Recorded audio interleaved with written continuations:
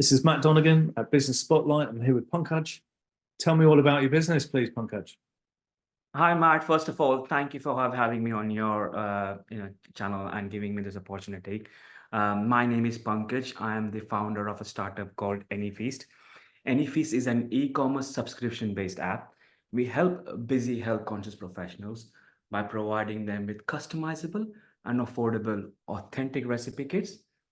Our platform is powered using an AI recipe recommendation engine. And most importantly, we source our authentic ingredients locally, helping your local business like local butchers flourish. Nice. I like that angle. So personalized local food down to the, personalized local food effectively. That's what you're doing with really good recipes. Who develops the recipes in the first place? Yeah, well, we got home chefs who are creating these recipes. And also we do take use of AI to actually find the best of the breed across across as well. So it's kind of combination of, if you don't use AI tech in this world day and age, I think we probably be failing ourselves. But then that goes through our chefs who then say, well, actually, this makes sense, this doesn't make sense, and this is what our target audience would love, Yeah. right? Yeah. So yes. So a smart solution, but humanized. I like that. Exactly. And what we specialize is in ethnic community and this authentic food, right?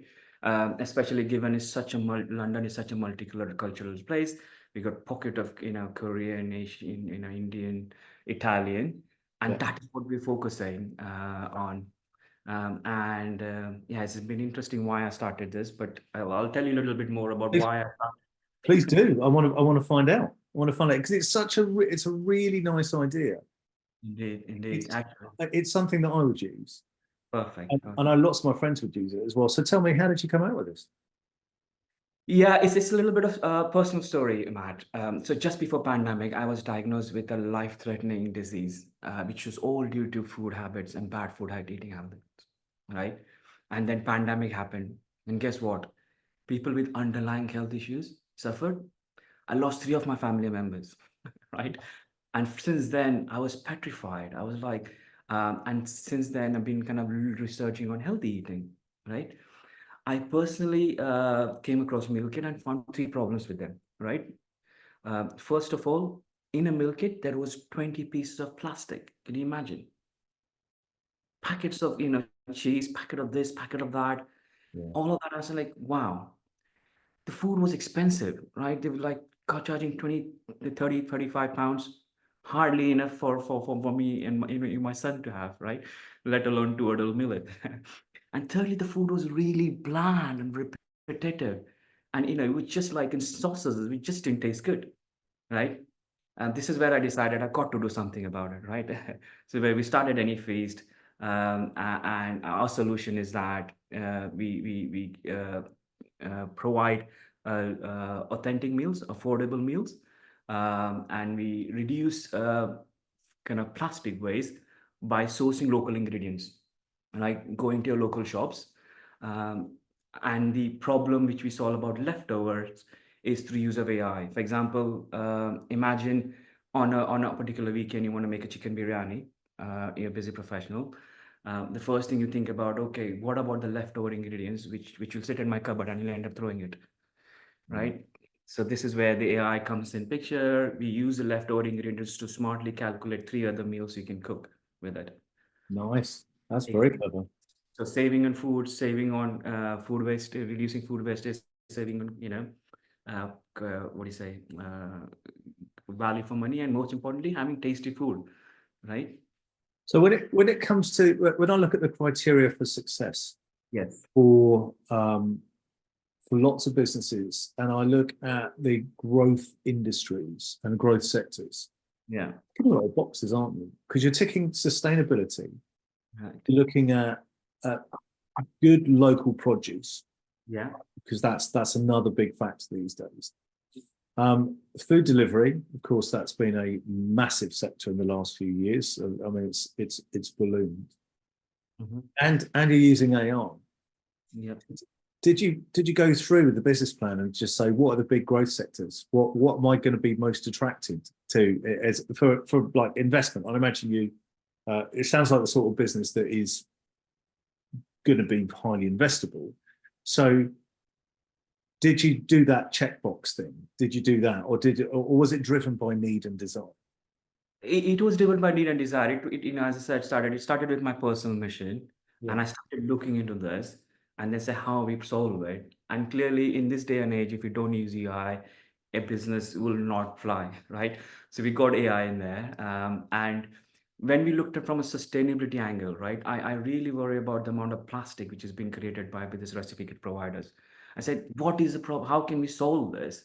Right? And if you look at their sustainability map, they say, well, actually, we are more sustainable because we have our own farms and do our delivery. But then there is other part where how about the factories they're creating? How about the packaging they're creating? Right? All of that counts up. And the counterintuitive is to do for that was that, well, as compared to somebody buying somebody from shop and keeping in the cupboard and throwing it away, we are more sustainable. And this is where I thought, hold on, if that's a problem, right? I will find a solution for that because this is not just for healthy eating and making me recover through my illness, but also greater good. And this is where I got a team who are super passionate about this. We build this tech, it's live. Check us out on Android and Apple Store. We are revenue generating. We are growing 10% month on month, and really we are now kind of looking for angels who can then give us some funding. We are now looking for 250K SCI, CIS eligible funding to now take it to market and really show to the people how we can actually eat healthy Yeah. and save the planet and save flourish local businesses. So it kind of reminds me of that moment in one of my favorite programs, Silicon Valley, when they're pitching and they're at a big conference and they're pitching and they say every single company is like, yeah, we're going to help save the world. And it might be something really obscure that they're going to help save the world from, by increasing compression rates. It's going to save the world, but actually, you're doing something which Tangible, is really it's a tangible outcome for businesses. It's also in a pretty high growth sector, obviously. It is. Yeah. Sorry, go on. So I realise you're early stage. I get that. You've got traction in the marketplace already, which is great. It's a lot more than I see with lots of early stage startups. They sometimes haven't quite got the offer right, and they might need to pivot. But you've got traction in the marketplace. Is it just the UK, or where else are you at the moment? Well, we are operating in two countries, India and UK, right? Wow. Okay. So small markets then. It is. And as part of a growth strategy, if you look at this market, it's the 65.1 billion industry, right?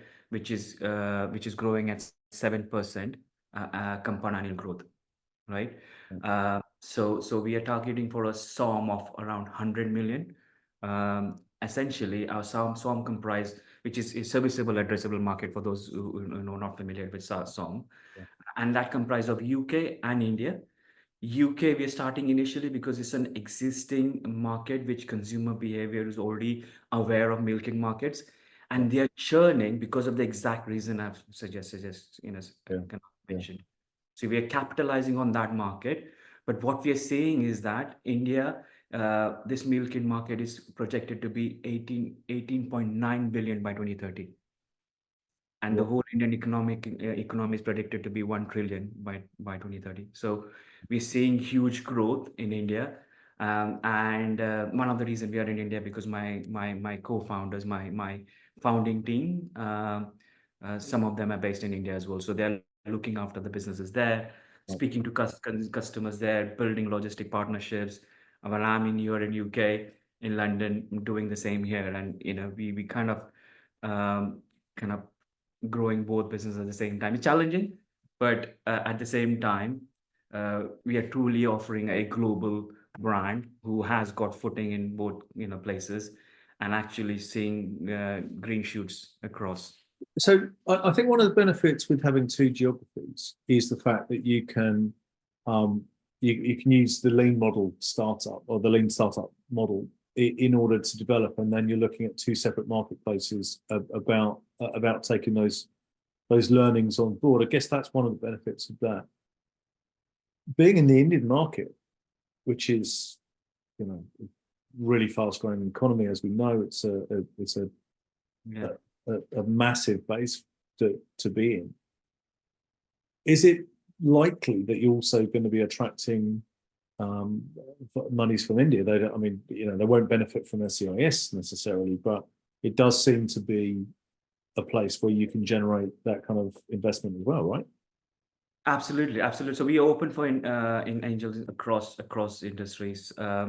This is a high growth kind of space, and clearly a niche which we are kind of championing on, right? So by all means, Matt, we've been open to investors, in so we have been having some conversation with the US investors as well, because Cool.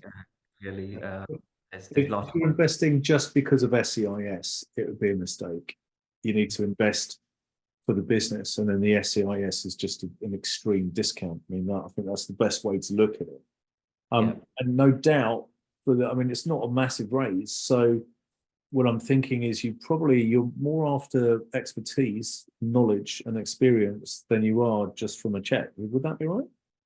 Absolutely, absolutely. So we have multiple conversations. Some of them are just willing to give us money and forget it. And we have been very choosy on who we bring on board. We really want to be working with somebody who's passionate about the space, right?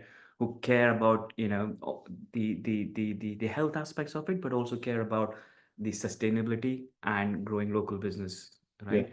Yeah. So because I genuinely think in a business, this is a long-term relationship. It's just like second marriage with investors. I would, love to kind of hear from people who have, who love working with us and be a part of the growth story over the next 10 years. Indeed. So I've got a background of what the product is, see where you are on your product journey, Yeah.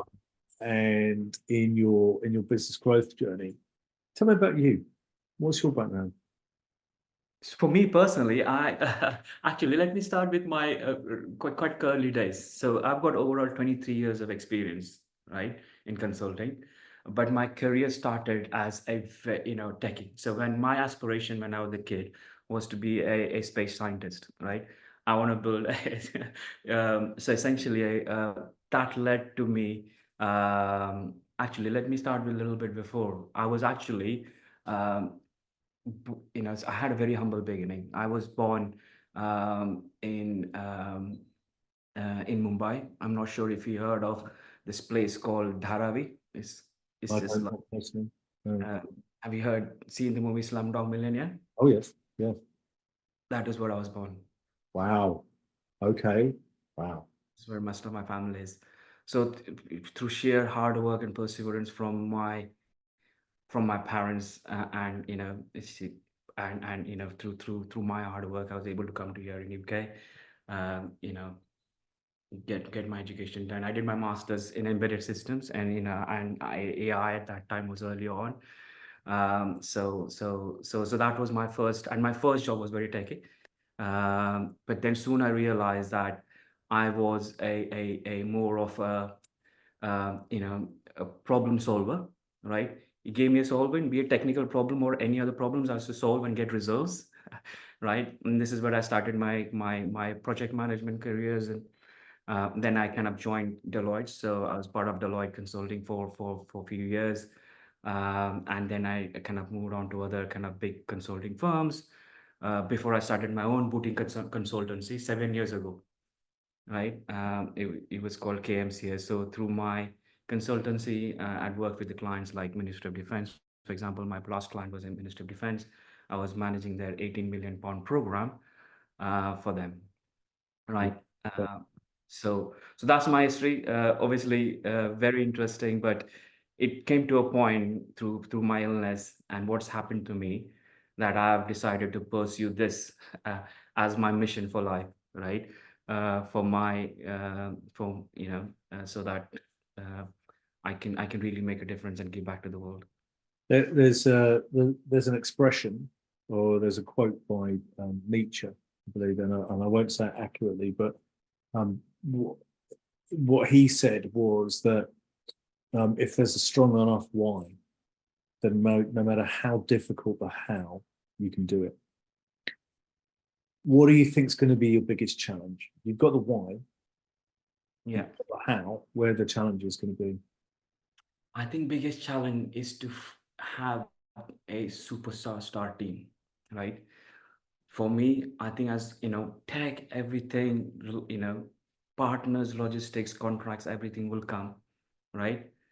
But for me, just kind of the immediate one is to build a team who are equally passionate Yeah. and who can bring on this culture, who are aligned to value and mission to get this to the next line high, right? So right now, I've been very fortunate.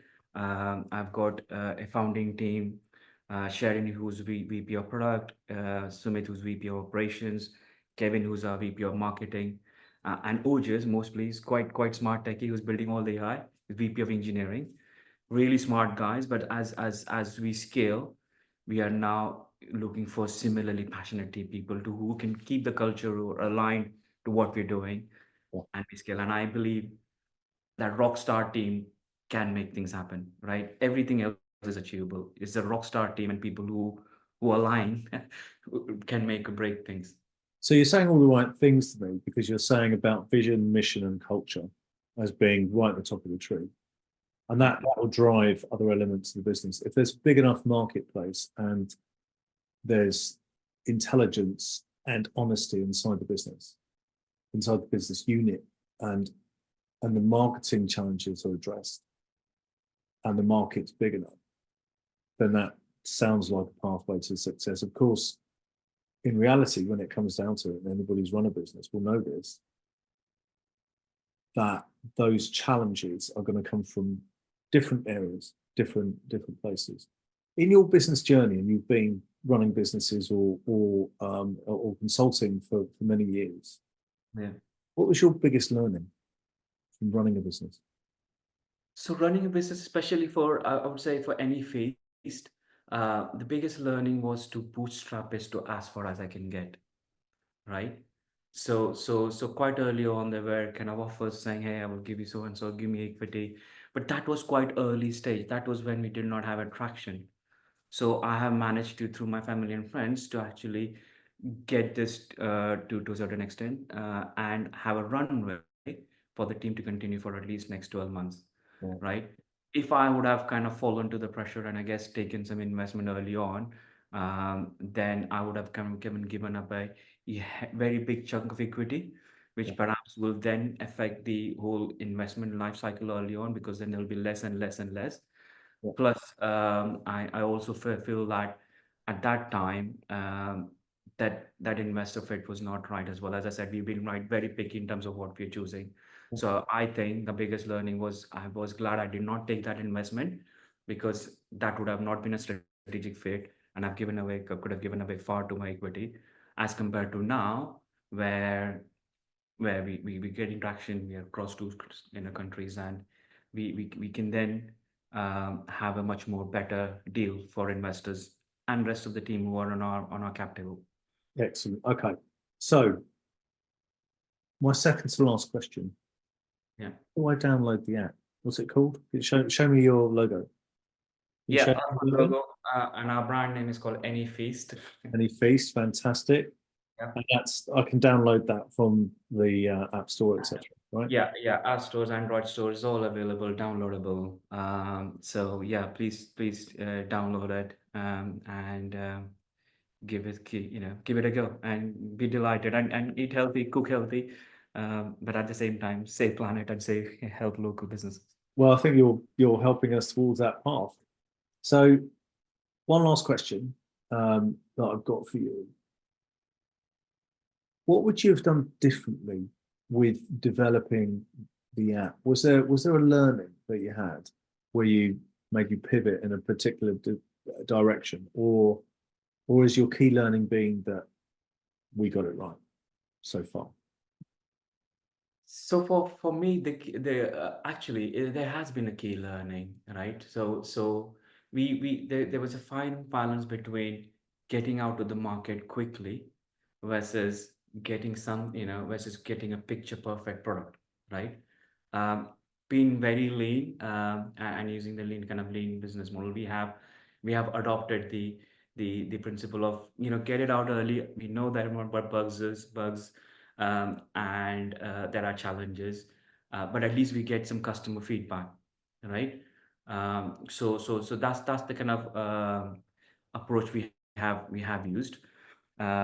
In terms of your specific question, Matt, was it around the key? What would I have done differently? Is that Yeah, just? what was your biggest key learning? So some people it's Yeah, positive learning, and other people it's negative. Uh, yeah, that some people it can be we made that decision and actually we've learned that we've made the right decision for the right reasons or using the right methodology, or other people would turn around and say we made a wrong decision and that's been the key learning. So yeah. Okay, makes sense. So for me, the key learning was to actually working with our customers, right? We did series of customer interviews because we just didn't want to build stuff because, hey, somebody can build it. Guess what? College students can build it faster, right? So for me, the key learning is actually speaking to people who are going through this kind of journey themselves. yeah, What do they care, right? And the amount of rich information we get, right? For example, food is price sensitive, right? uh, yeah, right. For example, and what we also care, they said is that, oh Lord, we like specific brands, right? For example, if I'm cooking something, I like, Haldiram masala, right? So all of that, we've actually incorporated that into our kind of product thinking, yeah. so that when somebody orders a recipe, right, we're not just giving a bland food or some other brand which we think they will like, right? We are actually giving them an experience which will build onto that existing experience. So for us, building a brand or building a product based on customer experience has been quite key, because Okay. that's So what you've done, what you've just said to me is in fact you did your research yeah, and you actually developed a product that addresses a problem. You developed a solution that addresses a problem, as opposed to doing what many founders I've seen over many years have done, which is developing solutions that people don't actually have a problem for. It's solution hunting for a problem. You've addressed exactly. several problems in the marketplace and brought them together, which is very smart. Very smart. And using lean methodology to drive the business forward as well. It's the right thing to do. So look, fantastic. I think it sounds really exciting. I'm now going to go and download Anyfeast on my phone. Brilliant. Let's keep in contact. I'm absolutely desperate to find out how it's going to all progress. I'm fascinated about what's going to happen in the Indian market. I really have no idea about either the food delivery or the FMCG markets out there. I suppose any investors that you might have coming on board, it'd be great if they did, I guess. But in any event, really looking forward to seeing how it progresses. And when I order, just make sure you get it right first time, right? Yeah, indeed. Thanks, man. Appreciate it. Cheers. Fantastic. Thanks. Thank you. Thanks so much. And let's keep in contact. Cheers. Bye bye. Thanks. Bye bye.